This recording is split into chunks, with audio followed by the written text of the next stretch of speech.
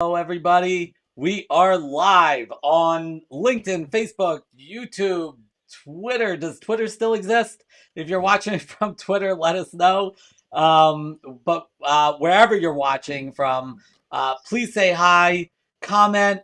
We want to hear about your own personal experiences, ask questions. It's not every day that we have access to somebody like JJ. This is pretty cool. I'm really excited. And who is this that we're with today? Maybe the most optimized person that I know, although he's on a mission to fully optimize himself 1% every day. This is JJ Ruescas. It's got an extra syllable that I dropped the first time. I did it right that time. JJ Ruescas, who You did it. JJ is driven by curiosity, a lifelong learner. He's a huge proponent of continuous improvement or Kaizen. He started his career in tech, leading high performance teams around the world, but he made a promise to himself to essentially become his own guinea pig for optimization. Now, JJ is a high performance and results coach for startup founders, executives, and leaders with the goal of optimizing every human 1% every day. He created the Optimizing Me platform and podcast where he's had conversations about human development and extracting insights we can all benefit from. I'm thrilled today to tap into JJ's expertise, talk a little bit about personal and professional optimization. Like, first of all, what the hell is that? And how do we get some of that? And so it is such an honor to have you here today, JJ. Hey, Casey. David, Uh-oh. it's my pleasure to be here. Thank you so much for the invitation. Awesome. There was Hi, a, Casey. Good to and thank you again, David. This is such a great opportunity to share. And actually, this is not going to be me lecturing someone. It's going to be back and forth. So just feel free. Also, the rest of the people that are joining in the different platforms to drop a few messages, comments, questions, etc. I love it. And I'm a little bit embarrassed because we have the optimization guy with his start in technology, and we have like an audio delay. But hopefully that'll catch up eventually. But in the meantime, I'll be cognizant of it. So here's, and we might have to give you like a little bit of leeway with like the 6 and 60. Maybe we'll give you an extra 10 seconds. Thank you. Maybe that's your game here. But but as you know, here we go with the 6 and 60. 6 questions, rapid fire. You got to answer them all within 60 seconds or the interview is over. Joking. It's not over. So here we go. Are you ready? Ready. All right. JJ, when you're feeling overwhelmed or burned out, what do you do to reset and recharge? Sleep first, at least 90 minutes, and then go for a walk and also breathe. Mostly deep breathing. What's one habit that has had the biggest impact on your life? Tracking my thoughts and my emotions at least 3 times per day. Hmm. How do you stay motivated when you hit like a plateau in your own development? I have this concept called day zero. Day zero is this is my last and my first day at the same time. Huh. Because of that, I have this push and pull, and it's a reminder that this could be the last one. So whew, That's powerful. I want to get back to that one. Best piece of advice or wisdom you've ever received? you train. Oh, this is time is running out, but Yeah. this is from Archilocus. This is from Archilocus, and that was it is you don't train, you don't reach the level of your success. Oh, I'm bastardizing this name. This is so interesting. It is we don't reach the level of our expectations. We fall to the level of our training. We Ooh, don't reach the level of our expectations. We fall to the level of our training. that one was worth the wait. If you could have dinner with any leader, historical or present, who would it be and why? Da Vinci, Why Da Vinci? polymath, polymath man. Okay, that's an interesting answer. And finally, in 5 words or less, what's the meaning of life? To grow and to serve. Love it. Love it. Good job. I think that probably fell within that 10 seconds extra or something, right? Or Um, so. so Casey, thanks so much. It's great seeing you too. Alicia, day zero is such an interesting idea. I know that concept had been used in smoking cessation, AANA, and it's a great perspective when tackling any unwanted behavior. Alicia was actually a guest on the last episode, so that's cool that it's used in so many different formats. I like that. Uh, I should use that with my diet. That's mine, I need that. mine is different. It's a different version of that one though. My Yeah. day zero is different. Yeah, yeah, So okay, we're not going to start at the beginning. We're going to start at day zero is kind of the beginning. yeah. So Day zero. let's talk about your origin story, but first, let's talk about day zero. Can you tell us about it? And it is bound to the original story, David, because um, I used to work in technology as a DevOps engineer, software engineer, you name it. Nevertheless, I was never able to label myself with the I am software developer. I am DevOps engineer. And it's funny enough because people used to come and tell me, so what do you do, JJ? What are you? And I had no words to reply, Hmm. but they said, oh, you do software. And I do development. I used to say I do development, never being able to actually hit the bullseye of what resonated with me. And I Uh, was living in this culture of, or in the corporate world, where every day was the same thing, even though there were different problems to solve. Basically pretty much was the same thing. And I had a near death experience that was profound. That was one of the things that changed hmm. the way that I view life. And from that moment on, what had happened is that I was so overly focused on seize the day, right? It's like this could be your last day, carpe diem, and that moved my direction. That changed my direction into something that actually it's what brought me to the US. Very interesting. The point is that at some point that seize the day and do it all could turn into a burnout recipe as well if you don't know Right. how to handle it.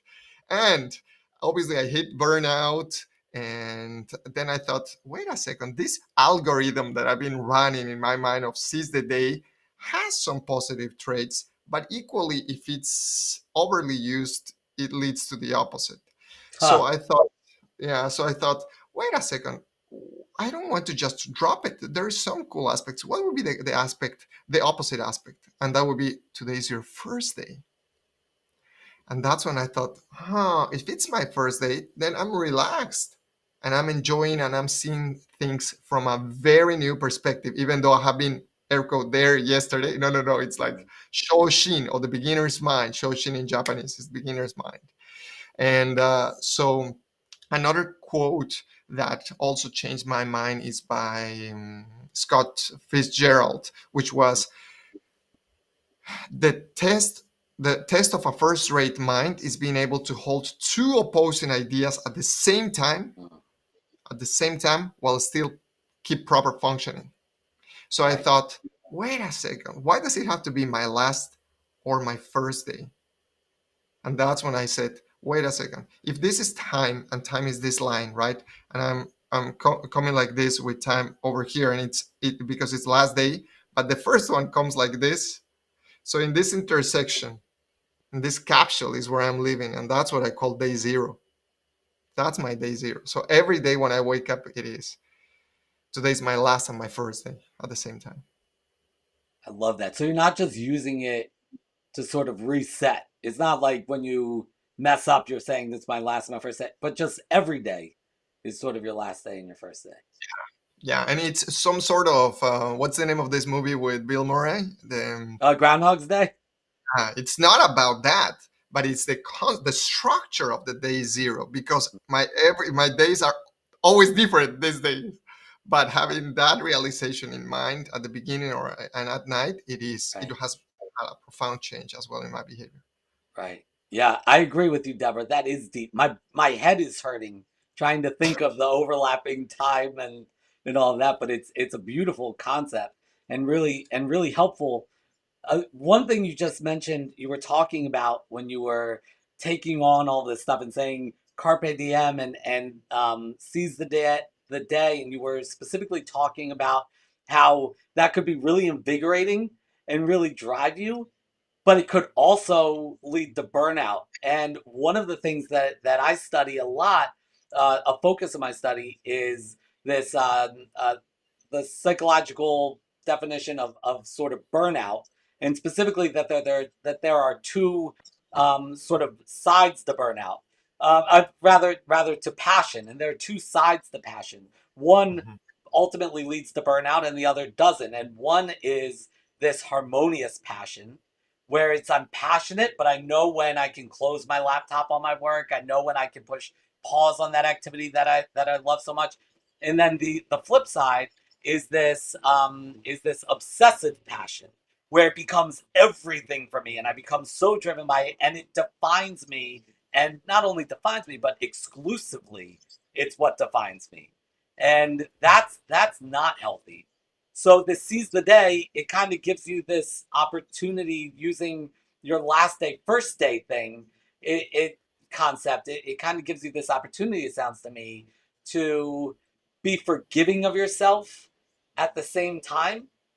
But could you talk a little bit more in terms of this understanding? How do you say I'm the optimization person, or even say we're going to get you better 1% every day, without me feeling that pressure, without me Mm. feeling like where I guess it could become a new habit that I become obsessed with, a new passion that I become obsessed with, and maybe start to become less forgiving of myself if I'm Oh, not making forward progress. yeah. So, David, something that I've been thinking over the last few years is that the thin line of balance is sometimes so invisible, this thin line between what something is good enough or not good enough. Think about this. We humans need to drink water. Not enough water, we're thirsty. Too much water, we're drowned. Right? Water itself is not good or bad itself, but it is our balance. Even in at physiological side, in physiological aspects, I should say, too little oxygen, too much oxygen, and your lungs get deteriorated and leads to, again, right, end of the story. So a proper amount even of oxygen is required. So in this case, beautifully you said how this passion can lead us, can take us up or down. And for many people that they don't know, passion comes from passio, the Latin passio, which means suffering or enduring, the passion of the Christ, right?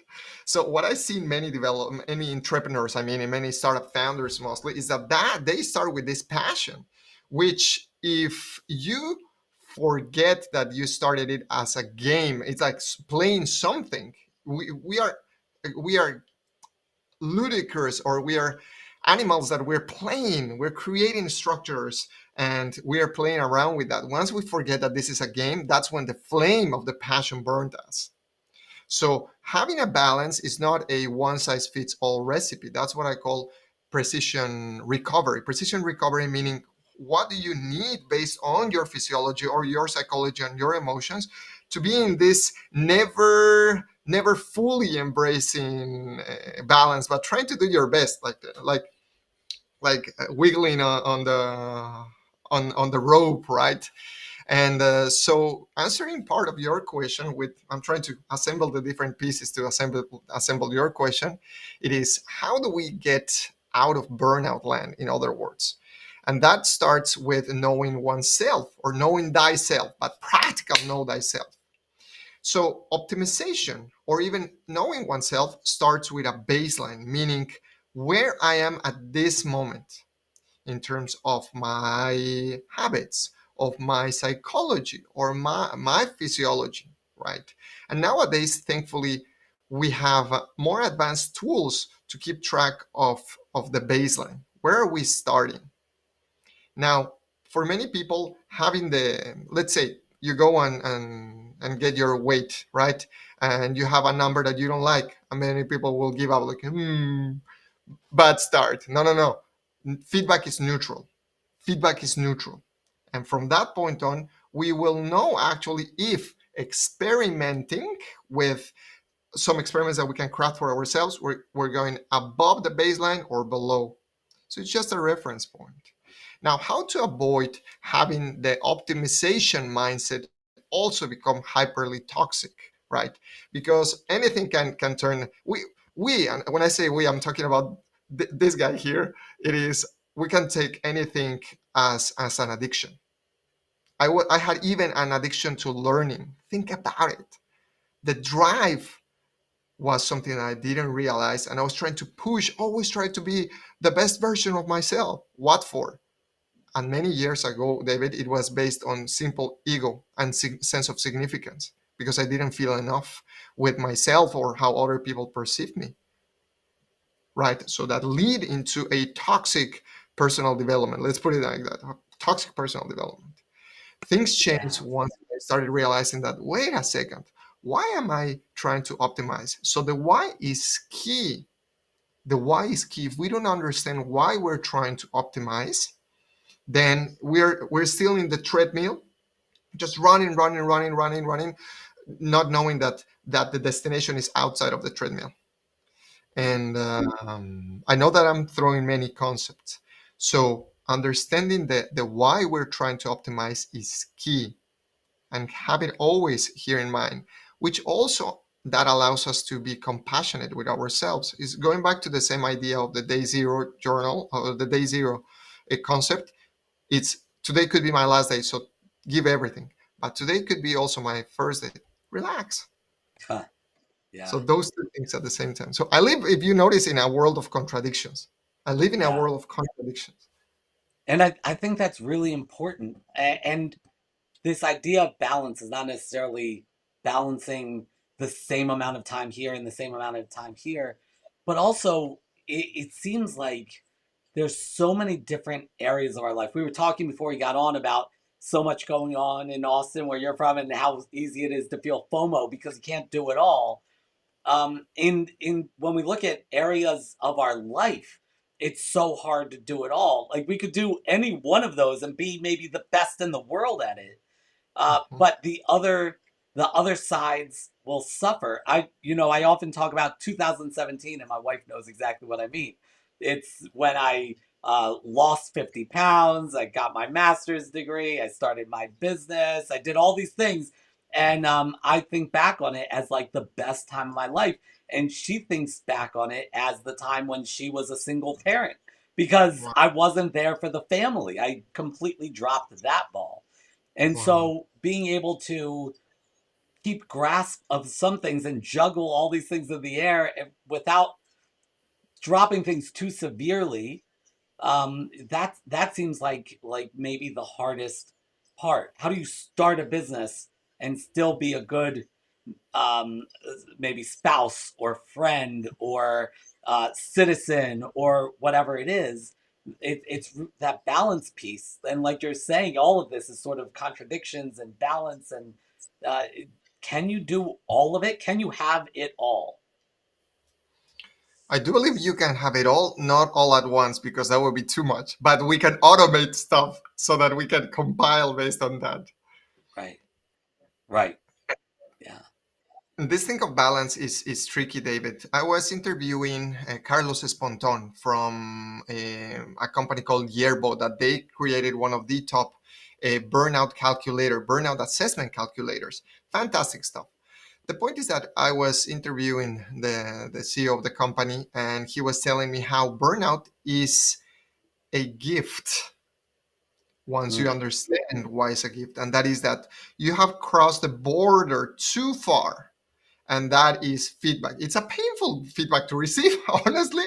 Nevertheless, it is feedback. So now you know when was too much. And I'm talking about there in terms of career burnout, but think about it, an emotional burnout, and like you said, physical burnout. Even when you're working out, if you're moving the body, for example, if you have not been moving your body for a while and you try to go back into workout, even with just minimal effort, you're gonna feel it. right? And it's like, oh, okay, I think that was too much. If it takes you, let's say, 3 to 4 days to recover, maybe that was too much. But instead of giving up, what if next round we go a little shorter and eventually we keep growing? So there is the balance is between in knowing when it's too much and when it's too little, because too little and we're bored out of our minds, like I need to do something else.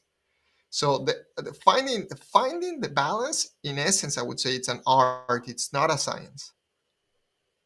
Yeah, yeah, I definitely understand. We saw a lot of that during sort of the pandemic and post-pandemic, where people, we were calling everything burnout, but a lot of it was languishing. It was people just feeling sort of Yeah. stuck, and then a lot of it was burnout. But it's really interesting because those two things are kind of on the opposite ends of each other in a lot of ways. So okay. I want to go back to your origin story before we get too deep in this, because you made mention of something that I don't know if you feel comfortable diving a little bit deeper into, but Mhm. you talked about having this near death experience. Is that something that you feel comfortable talking about? Yeah, yeah, yeah, definitely. It was a gift in itself. Now that I think about it, So how did you become the optimization, expert? How did that happen? I have to clarify that I am the optimization expert Yeah. of this human. Okay, Well, so you help everyone. other people along that path too. Yeah, yeah, yeah. Obviously, I have help with that. Something that I always tell people, whether it's in my classes or in the workshops or in presentation, is the BYOG. Oh, Be your own guru. Be I your love it. own guru. BYOG. Oh And yeah, Alicia sent a link there. Thank you, Alicia. yeah. Thank you. So what had happened is that many years ago, when I was living in Bolivia in South America, I was driven, and I've told a couple of times this story, and it is, I used to be driven by what I call the three F's at that time. I was probably 25, 20, 24, something like that. The three F's are fortune, fame, females. Yeah, Those were my three F's. yeah. Now, there was a tragedy, and that was that I was getting them all of those three F's, except the fourth one, fulfillment. Mm. And I was in this company. Probably at that time, it was the biggest company, software development company in Latin America at that time. I don't know how is it right now, but I my ego was to the top because I was working with a company here in Texas as an engineer there, and at the same time I was the leader of another team there in the country. So I had double the salary, which is nothing, right? In Bolivia is like such a small economy, and I felt I was at the top of the ladder, but there was this inner sense of missing something. And the way that the best way that I knew how to cope with that was just going to party every single weekend. And I'm not joking. Thursday, Friday, Saturday, Thursday, Friday, Saturday, Thursday, Friday, Saturday. I have a lot of energy, and I didn't know how to do what to do with it better. Right? That was the old JJ. That was the best thing that he could do. Well, one of those days, guess what? One of those nights that I went by myself, I drove to the place that I used to go always, but someone dropped a pill in my Ooh. drink. Yeah, and it was not like blue green, okay, or blue or red pill, and you pick what was it. Take it, right? Oh man. And obviously, I sur- I Oh, I think we just lost your sound. okay. Can you hear me now? Yep. Go ahead. Okay, so I was saying there are so many things that the probabilities of survival were minimal. I don't understand how I survived. And maybe I don't even need to understand. I just need to be grateful. But once I woke up, that was a huge slap in the face, like, wake the freak up, JJ, right? Right. What are you doing? Why are you using another F, meaning fooling yourself? And that was such a humbling experience. Mm. And interesting enough, I have been For years I wanted to be a manager because that's what the ego wanted to have here, right? The title. And 2 or 3 days after this event, I was invited by, at that time, one of the top managers of the company. And if you were invited to his office, it's because he was going to offer you a proposal to get you to that level. And so he asked, "So JJ, what's your plan for the upcoming 2 years?" Clearly, Mm-hmm. to get on the same page. And I said, "I'm going to quit. I'm going to backpack to Australia. Thank you."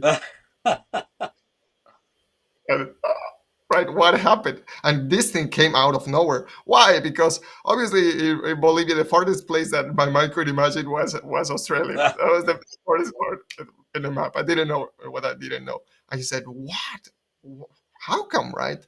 And I was very honest, and I explained what happened and how humbling this situation was. And I realized that I love technology. I love traveling. I love exploring and discovering. Right? I'm a novelty seeker constantly. So uh, I said, I'm fooling myself if I'm here. I really appreciate the opportunities that you're giving me. Nevertheless, this is not fulfilling me. And he was the one who said, well, if you love technology and traveling, why don't we talk to the people in Texas? That was Hmm. like 10, 12 years ago. So think about it, how a pill that could have ended in even end of a life turned into one of the most beautiful gifts that I've had in my life. Wow. And nowadays, even though I don't know who did that, I'm so grateful Yeah. for it. Wow, that's a powerful story. So you end up in Texas, and but even more than that, you go through this awakening, and you start to self optimize. What does that mean for you? If you could talk about sort of what that looks like for you, self optimization as a whole, and what maybe a typical day looks like for you in that sort of frame, and and then also what self optimization might look like for somebody else who wants to commit to being the best version of themselves, if that's kind of the Sure. definition of it. Sure, briefly. So there was to where I started, from where I started to this point, there was obviously a progression of things. And when I mean I'm the best version of myself, it is also because I take into account the yesterday and the day before that I, like I mentioned, I track many things. Now, I may have some sort of compulsive disorder, obsessive disorder. Probably, very likely. I'm not pretending to be normal, by the way, guys. Not pretending to be Yeah, normal. as long as it works for you. Yeah, as long as something works for us, definitely. So it is started as I would say 6 7 months after I moved to the US. There was a huge drastic change in realities, right? My previous reality, where I was born and I grew up, was colliding with a new reality. And it was a beautiful collision because where I come from, it is much, you live in a sense of scarcity. Mm, Scarcity of finances, food, and sometimes even shelter. It's kind of difficult. It's kind of tough. And on the opposite, Texas is everything is bigger, right? The bigger the better. Everything's big here. right. So this contrast simply stretched my mind, and I was trying to make sense of all of this. Obviously, maybe not so consciously, but trying to navigate the new reality. And one day, when I was driving back home to my apartment, I used to live next to the Apple campus, I remember. And I hit this idea. I had this idea, that this question in my mind, that it said, "Hey JJ, if you have access to information all day long, why are you not consuming it proactively?" Mm, The question arose at that time, and immediately, boom! This notion or this insight became my own promise, and that was, I will never finish one day without learning something new for at least 10 minutes. mm, Just 10 minutes. If you don't have 10 minutes, you don't have a life. In other words, and immediately.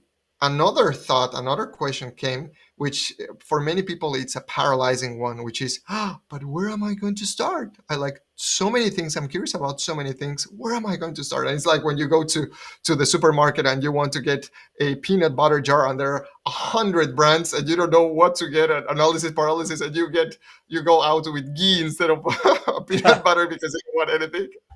So in Hmm. this case, before I got there, another second part of the promise showed up, which was just pick one topic for 1 month, 30 days. That's it. Simple. Over time, I realized that those 10 minutes per day and those 30, or I call now a learning sprint of 30 days, was what I needed in order to navigate the situation. But at the same time, that was the trigger that catalyzed all the other events. So obviously, if it's if it's 10 minutes per day, if you would spend 10 minutes per day in something that you're curious about, that's 5 hours per month. That's 2 movies. Let's put it that way, it's 2 movies. Now think about this, guys. If you committed to college and you realize by year 4 or year 2 that it's not something that you did not want, then there were 2 years of investment, not only financial but time investment. In this case, in 30 days you may realize if what you're getting into is something that really resonates with you and at a deeper level, or if it's simply a curiosity and you wanted to learn a few facts. Such a great investment of time, I would say. Yeah. Now, why am I talking about this, David? And it's because it started with that promise of never ending one day without learning something new. At the beginning, you start forgetting the promise. And I remember the first few weeks or the first month after doing all the daily routine, I used to go to bed and about to sleep, and like, wait a second, I didn't learn. I used to take me out and Huh. just read or research for 10 minutes. Obviously, later I found better ways. I found that my mind works better in the morning. I'm more creative in the morning. That's for me. For other people, it's at night. So, scheduling things in our prime time of our metabolism of our body and our mind, for example, that's key. Now, once I started getting into the habit of it, it was mostly devouring, right? And that is when unavoidably learning needs to be practiced. I have this quote, and it is, I think I got it even from another person, but I will take it. I'll take charge of it today, which is knowledge is an illusion until it lives in the nervous system. Mm. Knowledge is an illusion until it lives in the nervous system. So it's not only reading and yay, feeling good. No, no, no. It's like, okay, how fast are you going to apply this thing? Right. And by applying, that's also another roadblock for many people because it's like, oh, what happens if I fail? Right. Right. Answering one of your questions at the beginning, or even when we were talking prior, for Yeah. me, I had to redefine what failure means because this is going to be tied to optimization. Fail for me, guys, means fast acquisition of important lessons. Fast acquisition of important lessons. And the faster that you do it in a more controlled ways, the Hmm. more confidence you gain that nothing got fully destroyed, nothing got obliterated, and that you can learn easier from that. Right. Right. Right. So I accelerated my way to fail with this new approach. With that motto, I changed my direction and vision around what failure means. Out of from the out from the educational system, which a score may define, may may make people believe that they are more or less what they believe are. No, no. In this case, it was Right. like how quick I can do this. Right. And go for are you following me there? Yes, yeah, and I wanted to ask because Alicia says you learn more when you fail than you do if you don't try. I love the fail acronym you've created. Yeah, same Yeah. here. So, so you talked about your failure. One of the things about going the institutional education route is that at least in theory, the things that you're trying have been peer reviewed, they've been tested, you know that they have evidence that supports them, etc. I would think because you're so open to the universe and pulling things in from everywhere, sometimes the failure might be in the system that you're trying, maybe it's just not a good system or not an appropriate system for you, or maybe it doesn't actually work for anybody. It's but how do you choose, like, or test the validity of a system, and what, or does that not matter because what matters is whether it works for you? What does that look like without having the structure of the institution saying, yeah, we've tested this theory out, this works, we've tested this out, this works, etc. Obviously, and it's interesting how we're talking about this. Last week I was leading a workshop called Optimal Learning for a company in New York City, and we were talking exactly about how to craft your your own learning path. And when I'm talking about learning, I'm going to also make it a synonym of optimizing. Okay, Right. when I'm saying learning, I'm talking also about optimization. So what it happens is that since we once we decide to own our own path of growth or optimization, Mm. then there is no educational system that fits ourselves. That's when we need to go deeper into the know thyself, understanding how do I learn better? Do I read? Learning through reading works for me, learning through podcasts, learning through hands-on. What does it that really work for me? Oh, or even a combination of those ones, maybe one in the morning, another one at night, which is something that we're not taught, by the way. We have a one size fits all education that worked very well for for 100 years, maybe 300 years at most. But now, since we have access to all of this technology, it's our duty, or I would suggest, to take ownership of that. So creating a learning path means, what do I want to get into? Because you don't know what you don't know. You don't know what you don't know. So, what is it that it would be nice to dive into? What's something that resonates with me? Then that's when I started bringing what I call learning 2.0 and 3.0. 2.0 is you deciding to, okay, first of all, why do I want to do this? Why is it relevant to me? Whether it's because it's something that pulls me, my curiosity pulls me, or it is there is an unbearable situation that I want to change, meaning there's pain, emotional pain. Right. Those two fantastic drivers. If you combine it, even better, even better neurologically. Right. And having the why, then having a learning path, and knowing that this path is going to change. The route is going to change. You can make the plan. That's okay, and that's going to help you. And eventually, you need to adapt. Third, it is creating the daily steps, right? Or based on what your cadence is. In my case, I decided to minimize it 10 minutes per day. And so 10 minutes per day, I knew that at the end of those 10 minutes per day, I would have a new idea that could revolutionize everything. Right. And so going back to the systems that you were talking about, I'm giving you a structure that may fit everyone. In this case, it's a very meta structure.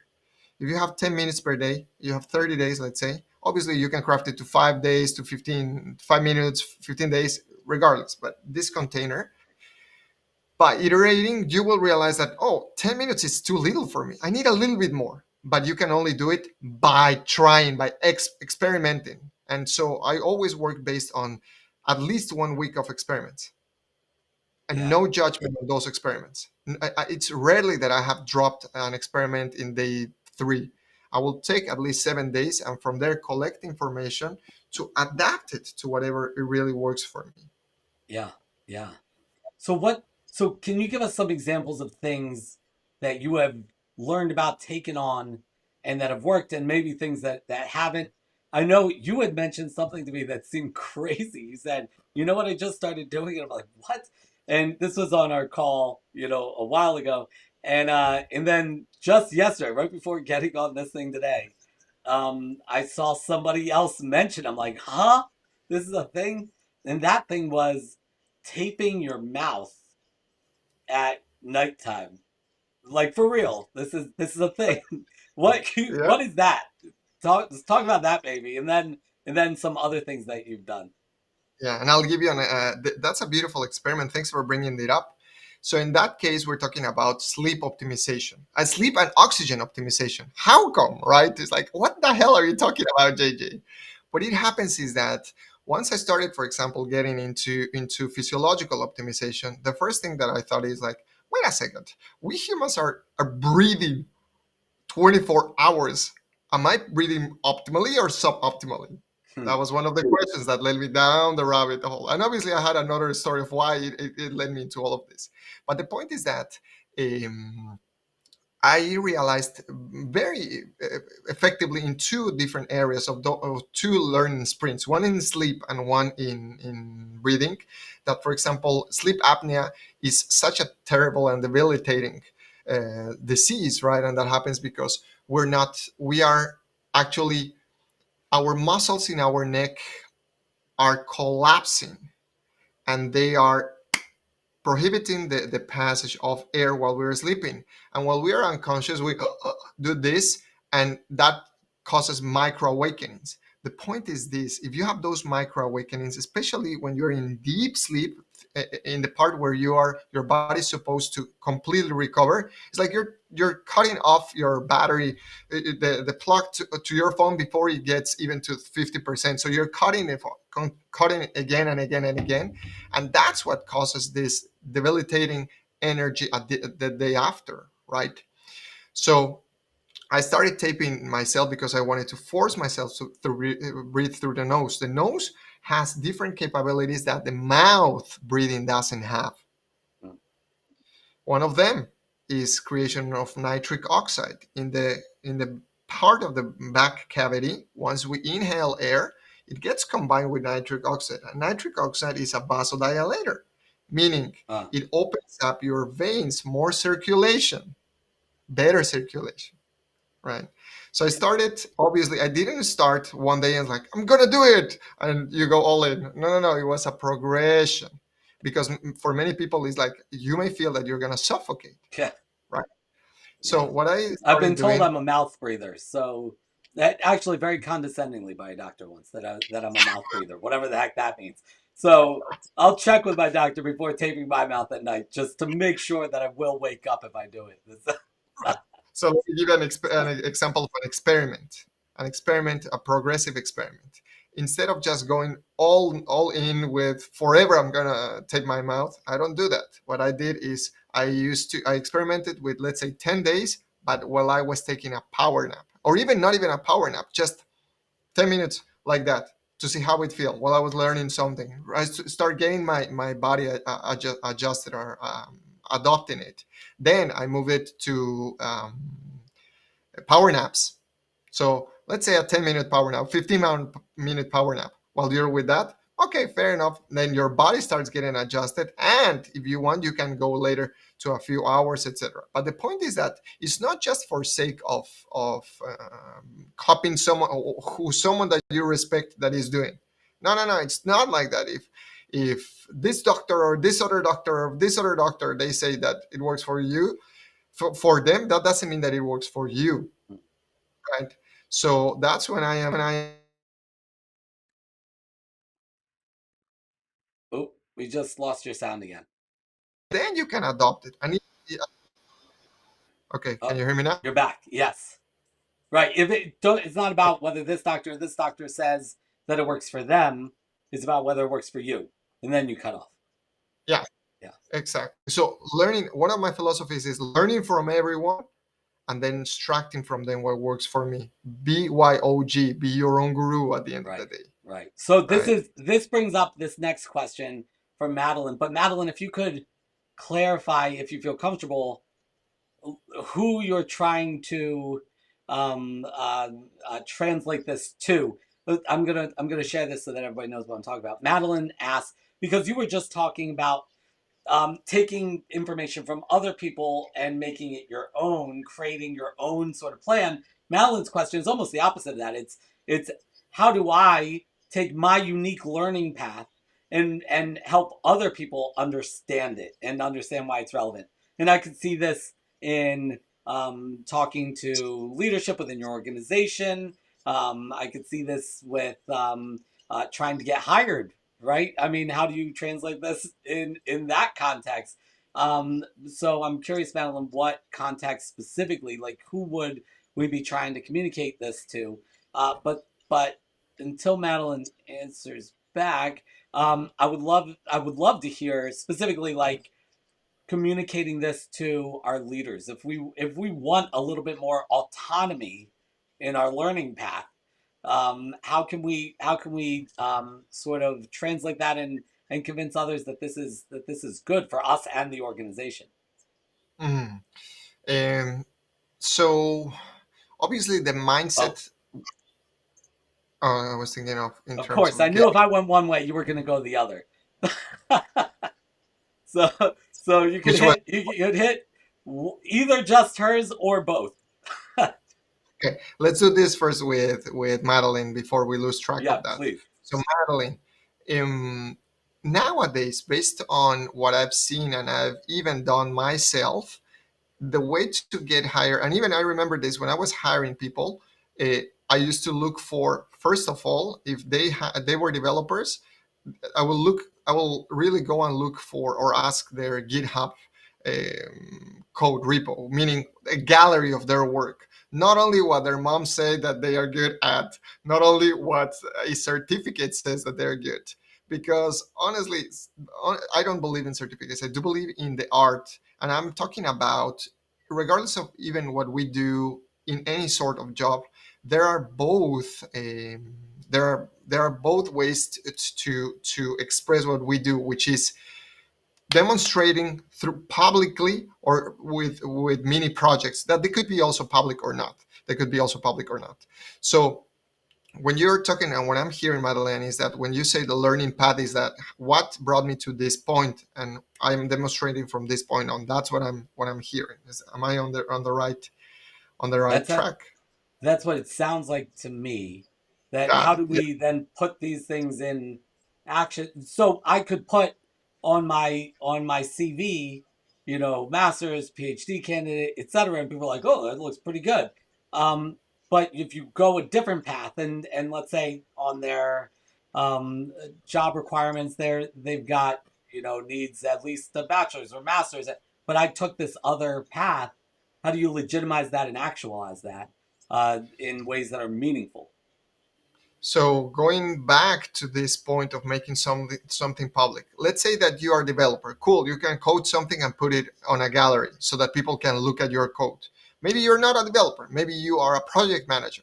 And what are you going to display to showcase? Well, writing, and I would follow very much Seth Godin's advice. I was a former alumni of Alt MBA, and one of the things that we did is putting things out there, even little thoughts related to our area of expertise, right? And I'm not talking about becoming the next YouTube influencer or da da da da. No, no, no. Just being brave enough to say, this is my stance on this kind of expertise. And this is tricky because for many people it's like, but what happens if people don't like it? What happens if an expert comes and kick my butt? Right? It's like, come on, you're putting things out there, which requires a lot of bravery. That tells a lot. That says a lot from a person. Regardless of what there's always going to be someone else who opposes that idea. But standing our own idea and also being humble to, oh, thank you for letting me know about this. It's an exercise in continuously putting our ideas out there and allowing others to see what we think, to see what we feel about an area of expertise. One of Yeah, the quick story, when I was making my transition between tech into human optimization, I remember this. I trained several banks in DevOps practices for years. Okay, and then I stopped putting content on DevOps and I started putting content on human optimization. Okay, human optimization, and I remember the CTO of this bank that I worked with before on the DevOps side. He calls me one day out of the blue. He calls me and I look at the number and I said, gee, he's going to ask me to train them in DevOps, but I am not doing that anymore. Okay. And I said, end of the relationship here. I was thinking, I just answered like, hey, how are you doing? Good to hear you. How things going? Da da da da. You know. And he said, so JJ, what are you into these days? mm, And I said, you know, I took deep inhale, and I said, I'm into human optimization, how to avoid burnout, how to da, da, da, da, da, da, da, da. And I thought he's gonna like end of the conversation. Thank you so much. He said, that's the reason I'm calling you. Huh. I've seen your content and I would like you to help my team not to burn out because we have lost 50% of the people so far, whether for burnout or because they have left. Mm. Wow. Yeah, just by putting it out there. Oh, Just if I could tack on to that, Madeline. So what I tell my IO psychology master's students and mentees, I'm constantly telling them build content on LinkedIn. Put out everything you're learning, put it on LinkedIn. And this is they're all going to leave with like a formal piece of paper that says this person's smart and they know their stuff. I'm still telling them take whatever you're bringing in, whatever you're learning, and repurpose it and package it and put it on LinkedIn because that is your resume. It's not just your degrees, it's what you know, and that's your content. And if you're not a programmer, I love that programmers are able to just put their code out there. I recently learned what GitHub is, and I'm still really confused, and I think I broke mine. But but as within HR, within psychology, within leadership, organizational psychology, you've got this. Your product is sort of your knowledge and your ability to come up with solutions and stuff like that. So putting it on LinkedIn, hopefully people are seeing that. Whether and maybe that opens the door and even gets you in before the job ad is posted. David, internet has created this massive opportunity for serendipity that was not possible before. Right. And serendipity not only finding your high school friend that you didn't meet 10 years ago. No, nothing like that.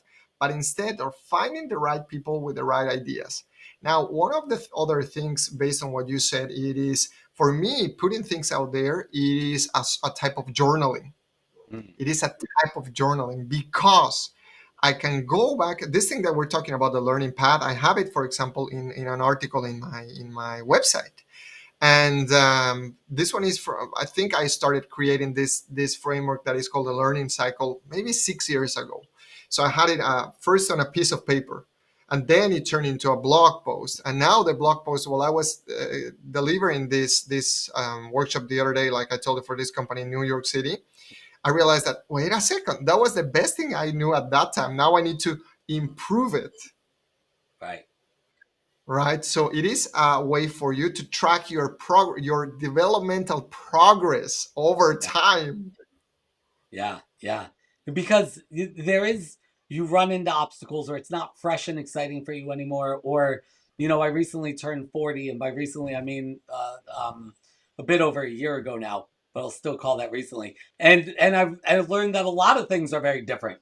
The way I exercise, everything is how that impacts my body, how food impacts my. It's all very different. The way I learn is different. It's all very different. And so we change. So even if the thing worked, and sometimes we just have to modify it because the world around us and we are changing, right? We are changing, exactly. Yeah. Do you want me to go back to the answer to the question about leadership? Yeah, please. Okay, so talking about leadership and how to encourage this in teams. The traditional mindset, it is sit in front of your laptop or your computer for 8 hours and be productive and shut up and do what I told you, right? Mm-hmm. Now, it has worked for a little bit until it doesn't work anymore. The stick doesn't work all the time, or the carrot doesn't work all the time either, right? The carrot meaning sometimes money or recognition or a role. There are trade-offs in both of them. A book that I would highly recommend is called Drive by Daniel Pink. He talks about you may know this book, motivation 1, 2, and 3.0, right? Mm-hmm. So one of the things that I've encouraged and I've seen very very successful companies incorporating is allowing their people to, instead of equating time equals productivity, no, in their case, their goals, achieving their goals in an effective way, means productivity, achieving goals in an effective way. Obviously, there are deadlines, obviously, which deadlines are beautiful because that they force you to rethink many things to achieve your goals effectively. And how to achieve those goals effectively comes hand by hand by how quickly or how fast you can learn new things and unlearn other ones. Right. That is tricky. So let me give an example of Google. The Googlers, obviously, Googlers are selected because they have high. I'm just dropping a factor, a curiosity factor. Let's say there are multiple factors, but one of the things that when they are working at Google, it is they are given an amount of time where they don't need to report anything. They are, in other words, encouraged to play or to allow their curiosity to go to go to wherever they want. Right. And if they find something interesting, they can come and, hey guys, look what I found. No Right. one put a gun in their head. No one said you have to go and research this. No, no, no, no, no. It was pure curiosity. A book that also changed the perspective in my life was The Cathedral and the Bazaar. I'm blanking with the name, but it's talking about how um, open source and closed source technologies are in a battle. And they said, think about this. How many millions were invested in the creation of Apple or Windows, etc. Right? I'm talking about this book was written 15 years ago, 20 years ago, Right. probably. And they said how many dollars were invested in Microsoft, the creation of Microsoft Windows and the iOS, right? Millions of dollars. Mm-hmm. How many dollars were invested in the creation of Wikipedia? Yeah. Zero, Right. right? And so, what I was the think they had to drive? buy the domain name probably. That's a, They, yeah, yeah. right. But at that time, it was the drive of the people to make it available that led all of this. Now, what happens if we combine both things Mm-hmm. in a company, right? It's not only let's be all woo woo and you can do everything that you want, but it's not only this dictatorship style that you must do only this thing and just keep your eyes here, but having best of both worlds, allowing people to go and wander, because many of those wanderings and those learning paths that they're getting into are going to bring ideas whether for current projects or for future ones. That moment when someone says, hey, a couple of months ago I researched this thing, why don't we apply it, and that solves a problem that no one knew how to solve, Right. for example. Yeah. Yeah. I mean, partially it reminds me of sort of the 70-20-10 model of learning that argues that only 10% of our learning happens in traditional sort of lecture training kind of ways. The rest of it is through social and hands-on learning. So there's definitely an argument for that. I know some people personally who have asked their employer, they've requested, they said, I want to teach myself X, and that's going to benefit the company in this way.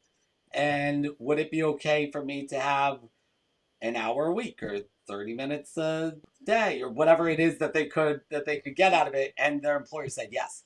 So a lot of times their answer might surprise you. I know there was this great article decades ago, but it remains true. I think it's called Selling Up, and it was actually a complete study of how people get things done within their organizations if they're not in leadership. How do you sell things up to leadership? And one of Mhm. the key takeaways was that part of it is you have to tie it in to their interests, right? Like Mhm. what does the company say that they value? If you can tie it into that, then you're much more likely to have the request approved. So I, Yeah. I love all of this, but it is, holy cow, we are at the top of the hour and bottom of the hour. Is that both at the same time, right? This is Yeah. zero, day one. So I do have one more thing that I want you to please share Sure. with us. Um, but before that, I want to encourage everyone to take out their cell phones and scan your QR code, and that will give you JJ's website directly. And JJ, where else can they reach you to continue the conversation? JJ Ruescas, that is ruescas.com. You can find me there, and in LinkedIn, Facebook, Twitter, Instagram. That's where I'm posting most of my stuff. Also, the podcast Optimizing Me is also on Spotify and YouTube. And happy to connect. And if you're in the Austin area, come check one of my in-person classes. I bet that you're gonna have a great time. And you and I, David, we need to catch up when you're For here. sure. For sure. For sure. And if we're not connected already, shame on you. My QR code's up there as well to give you a whole bunch of ways to connect with me. But JJ, I want to leave everyone with just one idea. What can they do today, day zero, day one, to improve themselves or further optimize themselves 1% today? What's one suggestion for our viewers who many of them are HR professionals, leaders, IO psychologists, and practitioners? What's one thing that they can do to optimize themselves and or their teams today? Allow your curiosity to answer one question at a time. That's it. Even if it's just one per day, allow that curiosity. Wow. I love this. This you are so deep. I'm gonna have to watch this back and analyze some of what you said because I feel like there are layers to it all. It's amazing. So I really appreciate you, JJ. Thank you so much for doing this. Please, everybody, thank you for being here, whether here live or on the replay. Follow JJ because every month he's going to be on to something new. So there's really so much that you can learn from him. Uh, and we will catch you next time at the water cooler.